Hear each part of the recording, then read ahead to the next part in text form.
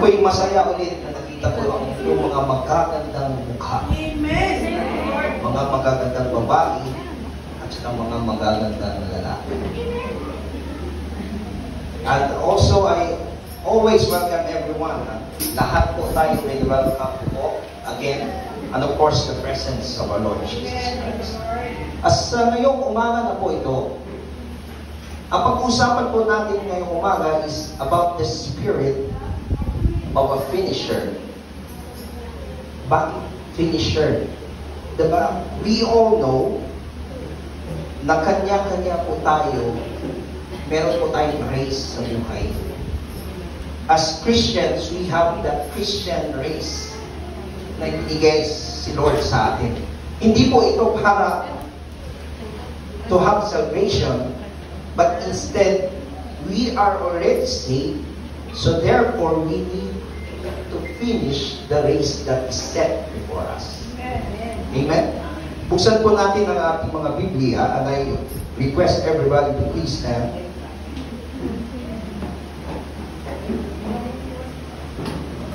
At pwede nyo rin basahin dyan sa monitor natin. Ang sabi po doon sa 2 Timothy chapter 4 verse 7, let us read together. I have fought the good fight. I have finished the race. I have kept the faith. Manalangin po tayo. Lord, thank you, Lord God, for your word. Turuan po kami, Panginoon. Gamitin niyo po ang lingkod, Panginoon, to teach us, Lord God, to teach everyone, Lord God. And Lord, I pray that your presence will just be here with us, Lord God. Guide us, Lord God, in the name of Father, the Son, and the Holy Spirit. Amen. Amen. Please be seated. Alam po natin na ang nagsulat ng Timothy ay si Apostle Paul. Lahat po tayo nakakikilala kay Paul. Hindi po ito si Pablo lang na iyong kapitbahay, but we are talking about the Apostle Paul. Apostle Paul was a great, kung babalikan po natin, si Pablo po ay siya po yung number 1 na persecutor against the Christians.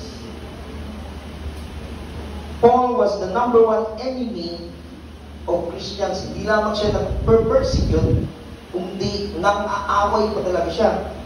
Kaaway siya ng mga Kristiyano. At hindi lamang yon, he was also a murderer. Nung siya pa ay Saul. Diba? Saul po muna niyang pangalan nung hindi pa siya Kristiyano. But when he encountered Jesus, nung siya po ay talagang binuhay na ni Lord, yung Espiritu niya ay binuhay na ni Lord, he became a child of God because he surrendered everything.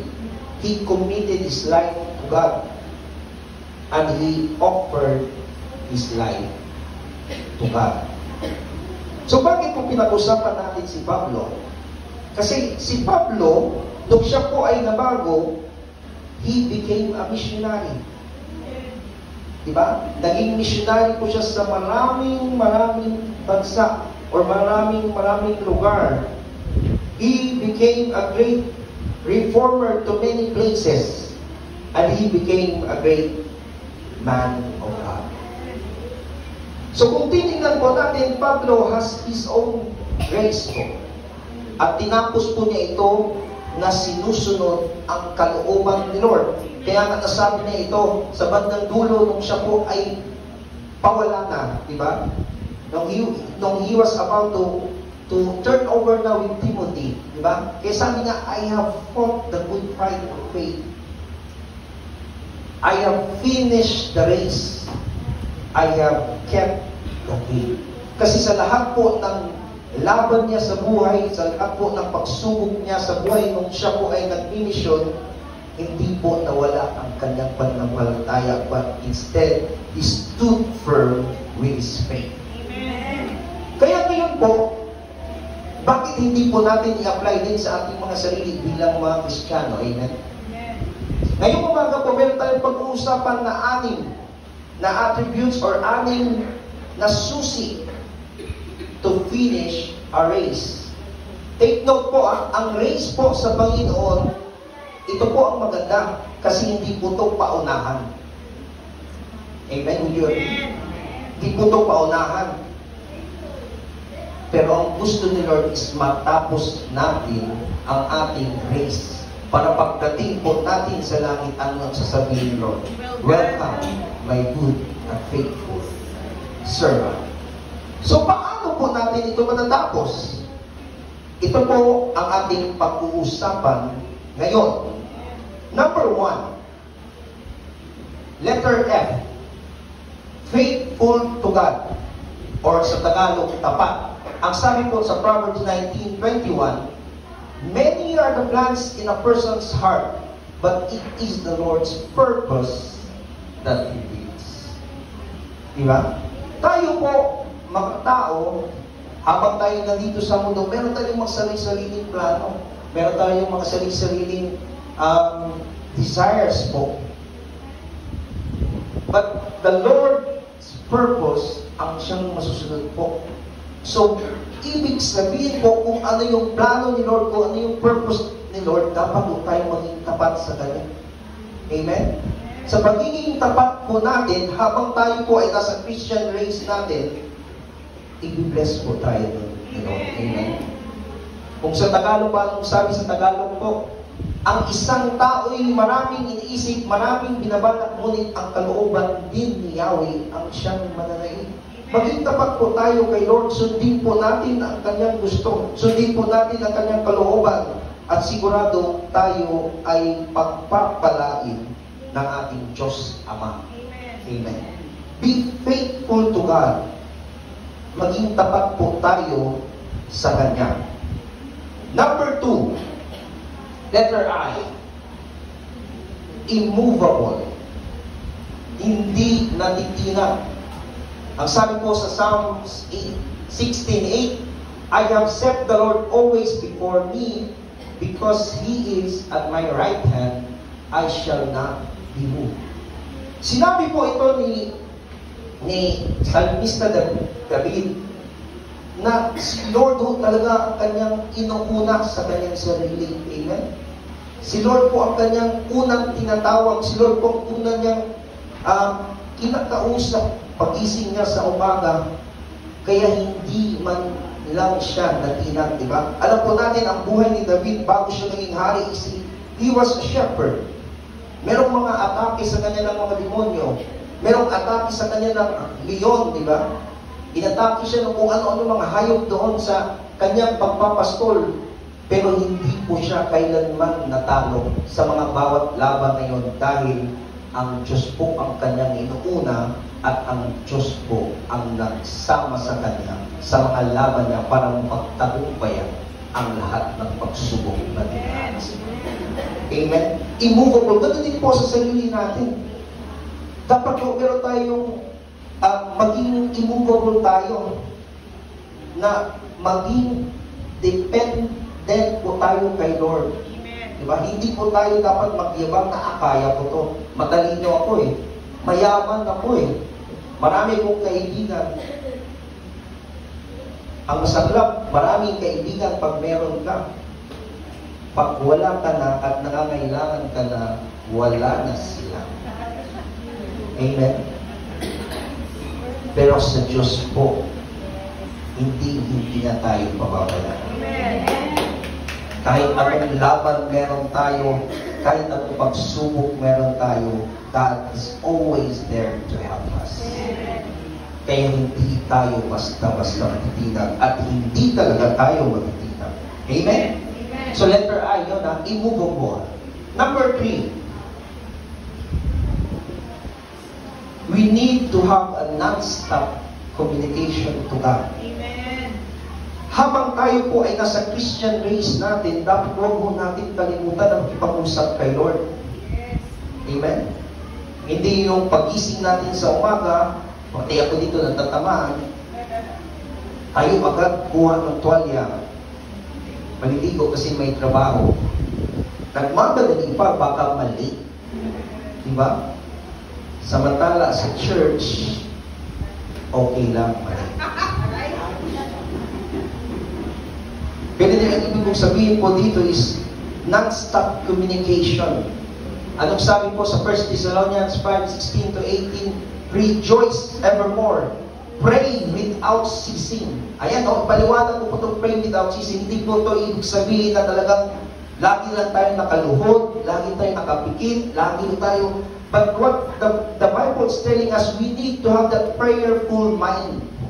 Na kahit may ginagawa tayo, kahit nagda-drive tayo, kahit nag-work tayo, we can still pray, we can still communicate with God. Amen. Amen. Napansin nyo ba yun na minsan, lalo na pagpagod na tayo, we talk to God. Diba? We pray to God. Lord, salamat Lord sa lakas. Kung wala ka, talagang hindi ko ito magkakayanan. That is the true meaning of praying without ceasing po. Ibig sabihin, yung ating communication with God ay hindi po dapat nawawala. At napapansin nyo ba yun, na pag wala tayong prayer sa isang araw, tayo po'y hinang-hina. Sa umpisa pa lang ng umaga, kung hindi tayo marunong mag-pray, ay talagang hanggang dulo, bad trip ka na.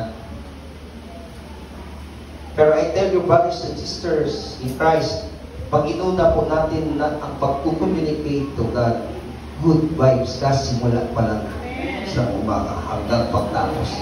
Kaya pagpunta ng gawain sa gabi, kahit pagod, masayang masaya. Amen? We need to have that non-stop communication to God. Diba? At ang sabi sa 18, in everything give thanks, for this is the will of God in Christ Jesus concerning you. So dapat lang po tayo maging grateful, thankful to God kung anong mga nangyayari sa atin. Minsan nagagalit tayo kung talagang grabe na yung pagsubok sa buhay natin, di ba? Pero ang sabi po dito, everything. Ibig sabihin po, negative man o positive yung sitwasyon mo ngayon, still you need to thank God. Bakit? Buhay ka pa. Habang may buhay tayo, meron tayong pag-asa. At yan po ang ating Kristo Jesus na nasa puso natin. Amen? We need to have a non-stop communication to God. Number 4, letter I. We need to have intense intimacy with God. Nung sinerge ko po sa dictionary, ang ibig sabihin ng intense, matindi o matindi o talagang malalim.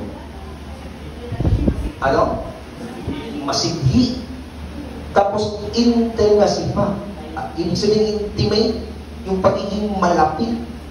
Hindi lang tayo maging malapit sa isa't isa, pero matindi pa, mas hindi pang pagiging malapit kay Lord. Diba? He is our Father. Hindi po dapat tayo mahihiya. Ang sabi po doon sa Joshua 1:9, have I not commanded you? Be strong and courageous. Do not be afraid. Do not be discouraged, for the Lord your God will be with you wherever you go. Amen. Amen. Kung si Lord nga, itinuring tayong intimate friend. Diba? Kaya sabi niya sa bandang dulo, kahit saan man tayo magpunta, kasama natin siya. Kasi nga, meron siyang intimacy with you. At ganoon din po tayo, kailangan natin ng intense intimacy with God. Na yung walang hiya-hiya, hindi yung walang hiya, iba yung sabihin. Yung hindi dapat tayo na hiya. We need to be open with God. Kasi God understands everything. Alam po niya, ang gusto lang po ni Lord is lumapit tayo sa Kanya at tumawag po. Kasi sayang naman yung ating intimacy with God kung di natin ito gagamitin. Amen? We need to have the intense intimacy with God. Number 5,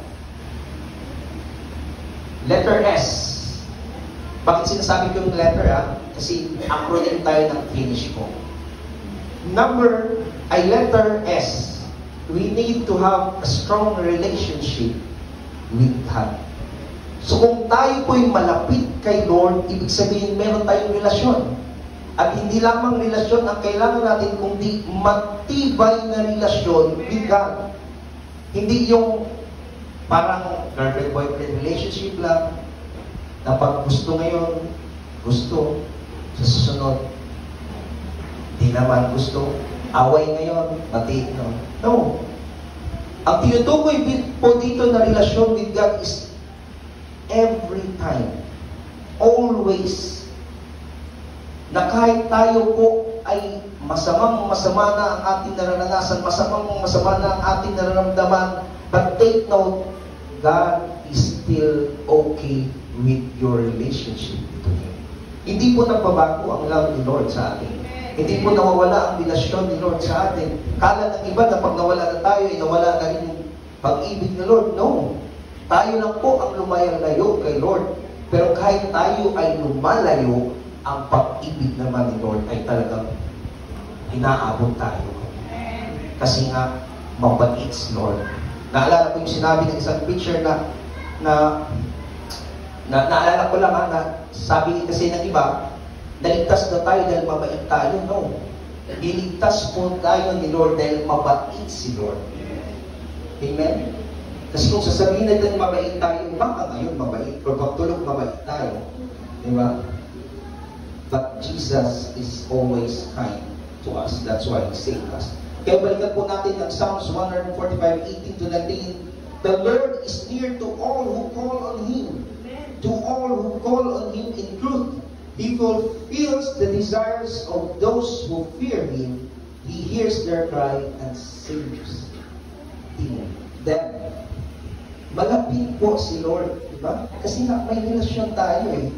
Diba? Sa husband and wife relationship, malapit po tayo sa isa. Kasi nga mayroon tayong relationship. The same way with our God. If we have that strong relationship with God, malapit tayo sa isa. At malapit siya sa mga tumatawag, humihingi ng tulong. At He fulfills the desires. Kung ano man yung ating desires, nais sa puso natin o sa buhay natin, ay talagang ginaganap or ginagampanan niya or binibigay niya sa iyo yung nais ng ating mga puso. And He hears. Nakikinig po siya sa ating mga iyak, sa ating mga dalangin. Amen? Kasi nga, we have that strong relationship with God. And last po, letter H. Hopeful with God. Kailangan sa ating Christian race, kailangan natin maging hopeful with God. At alam po natin na kay Lord po ay meron talagang pag-asa. Kasi nga siya yung pag-asa. Ang sabi po ng Isaiah 40:31, but those who hope in the Lord will renew their strength. They will soar on wings like eagles. They will run and not grow weary. They will walk and not be faint. With God po ay hindi po tayo mapapagod. With God, marirenew yung strength natin palagi. Diba? Napapansin niyo po ba yun na pagod na pagod tayo sa office po? Pagpunta natin dito sa gawain, nawawala po yung pagod. Kasi nga, the joy of the Lord is the strength.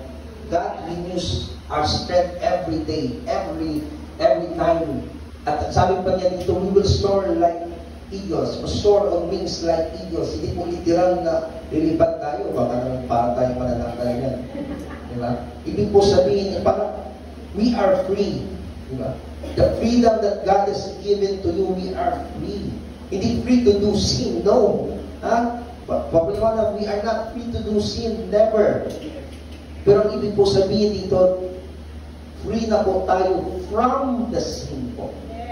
Na ating iniisip noon na we feel guilt, we feel guilty, we feel condemned. Let's always remember that 2,000 years ago, we are already forgiven. From our past, present, and even our future. Kaya po, we need to be hopeful with God in our Christian race. Amen? Sa lahat po ng Kristiyano dito, sino ho ba yung nakaranas na ng STP natin? Suffering, trials, and persecution. Diba mahirap po? Lahat. Lahat po, walang accepted po dito. Kasi nga hindi nangako si Lord ng masarap na buhay, di ba? We are not teaching here prosperity gospel. But we are teaching here is that we have Christ sa panahon na nangangailangan tayo. Sa panahon ng tayo nagsasuffer, andyan po si Lord. Sa panahon po ng mga trials, andyan po si Lord kasama natin. At panahon po sa tayo pinapersecute, God is with us. Amen. Kaya kung ano man yung race mo ngayon, kung nasaan ka man, kayo po may alam noon. Kasi nga sabi, we have our own race. Like Paul po, hindi alam ng mga tao na magiging missionary siya. Diba? Imagine, hindi lang siya persecutor, hindi lamang siya kaaway, kundi pumapatay pa siya ng Kristiyano. Hindi ba? Sa atin na ba dito may pumapatay na ba? Wala pa rin. Pero mapala doon tayo na hindi pa tayo nakapatay, binuhay na tayo ni Lord. Diba? Kasi nga, ay, welcome po. Ay, Youth for Best Food, welcome po, welcome po.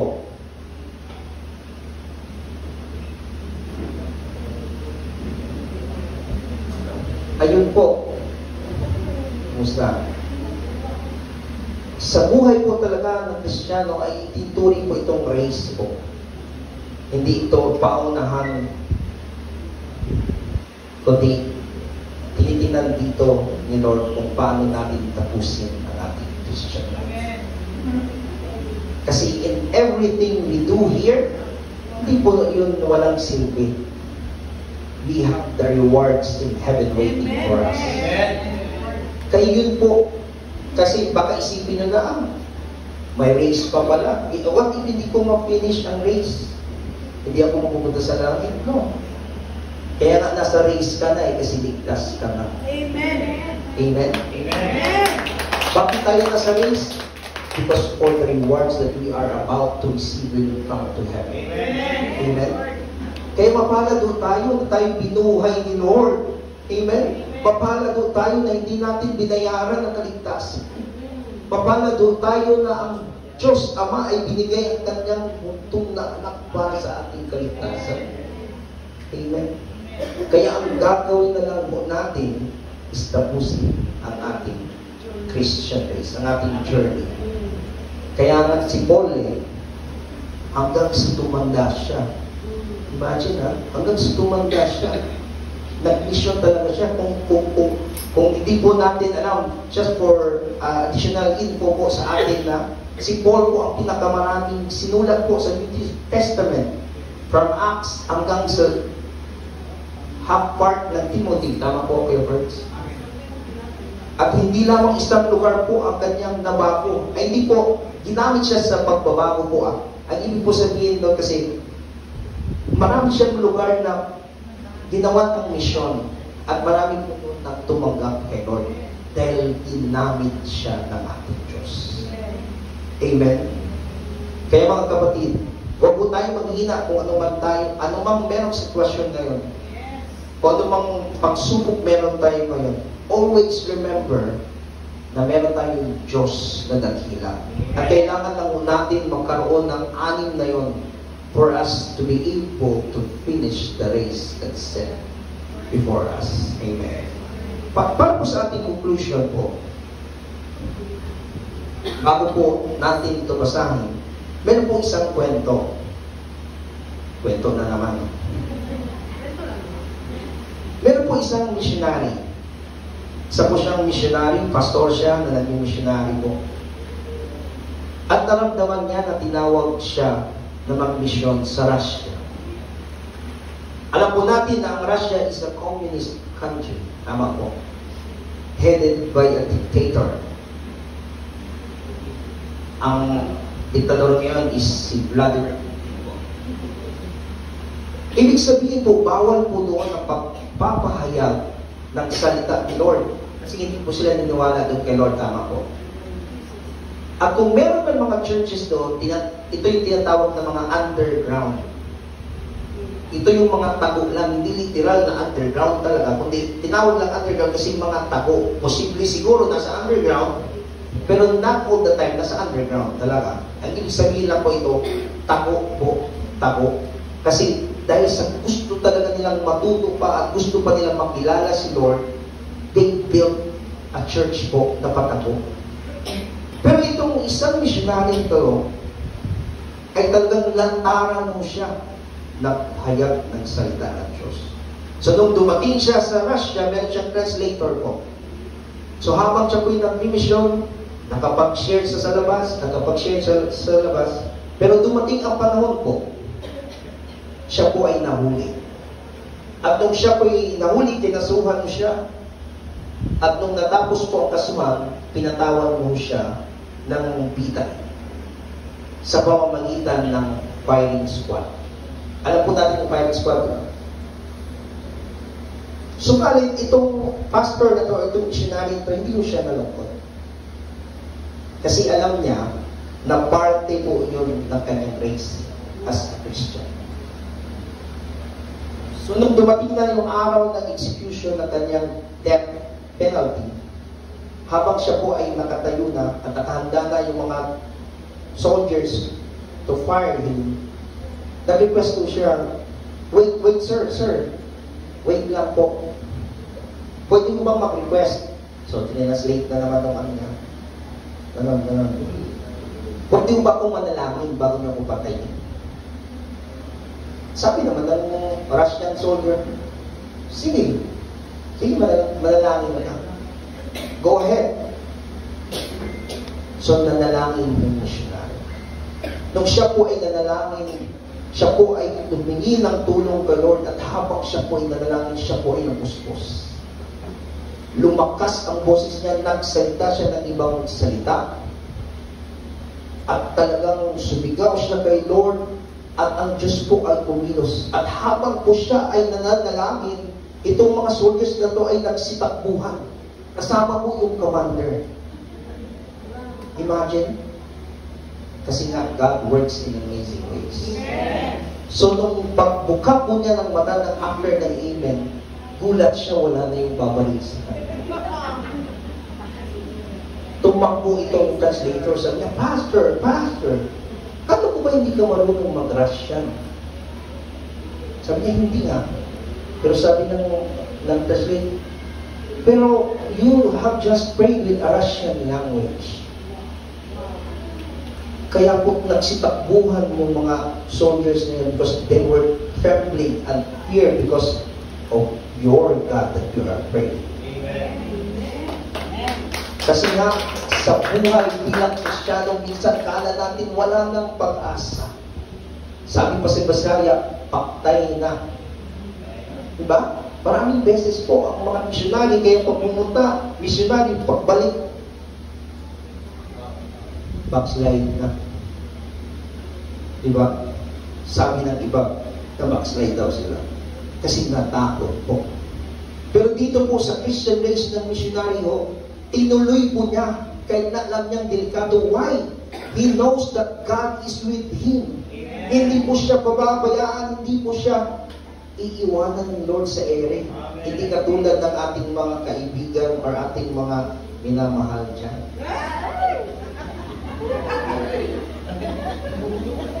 Pero kay Lord po, ay nagreact ba? Bakit Hanji na iwanan ko?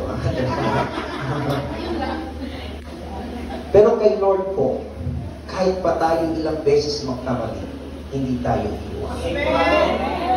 Habang tayo po nasa race natin as Christian, God will be with us forever. God will be with us always. Kaya nga tinawag siyang Emmanuel. Because He is with us always. Kaya in short po, sa story na to, natapos po ng missionary nito ang kanyang race. Natapos po ang kanyang journey as missionary. Hindi ko siya namatay, ha? Ewan ko lang yung mga nagtagpuan, baka namatay sa takot. Diba? Kaya ito po yung maganda sa buhay Kristiyano po. Na talagang pinapadaan tayo ni Lord ng mga pagsubok. At maging handa lang po tayo kasi talagang meron at meron po talaga tayong mararanasan na maganda. Pero lagi lang po natin ilagay sa ating isip na si Lord po ay kasama natin. Yun po yung leksyon doon po. Kaya kung ano man yung race na meron ka, Kevin, Brother Rob, tuloy lang po tayo kay Lord. Kasi si Lord po ang sasama at tatapos sa ating race. Kasama natin siya. Kaya, as Christians, we need to have these attributes or yung mga keys na sinabi ko kanina for us to have the spirit of the finisher, and surely will finish the race like Paul, or the race na sinabi ko kanina na missionary. When Paul is about to finish his journey, he did say this with confidence. I request everybody to please stand again. At sabay-sabay po natin ito sabihin muli at basahin. The count of 3, 1, 2, 3. 2 Timothy 4:7. I have fought the good fight. I have finished the race. I have kept the faith. Kaya kung aatakihin man kayo ng Satanas ngayon, sabay-sabay po tayong sumigaw, finish him. 1, 2, 3. Finish him. God bless you. God bless His word. To God be all the glory.